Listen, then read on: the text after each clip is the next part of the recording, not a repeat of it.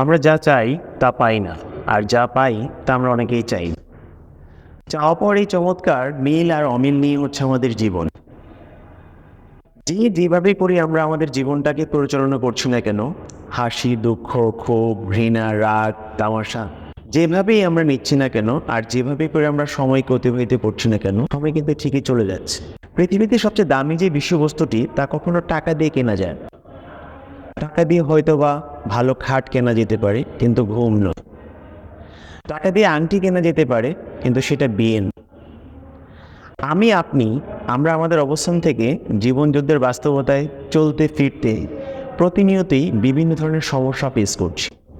আবার কোনো না কোনোভাবে সেই সমস্যাগুলোর সমাধানও করছি।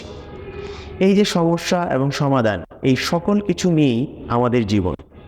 তাই জীবনবোধের বাস্তবতার আলোকে নিজের এই উপলব্ধি বিষয়বস্তুগুলোকে যেন কখনোই আমরা উদ্বিগ্নতা অথবা দুশ্চিন্তায় পরিণত না করি, সেদিকে খেয়াল রাখা উচিত। নিরাশাবাদী বান্দাকে খোদা কখনো অপছন্দ করেন না, বিষয়টা কিন্তু তা নয়, খোদা পছন্দই করেন না।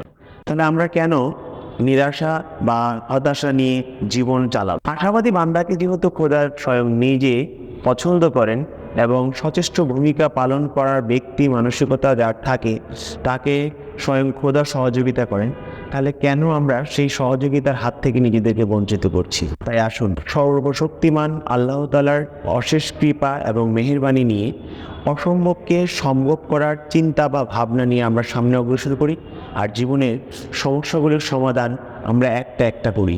তাহলেই চাওয়া এবং পাওয়ার চমৎকার পরিবর্তনটা আমরা নিজেরা ভালোভাবে গ্রহণ করতে পারবো।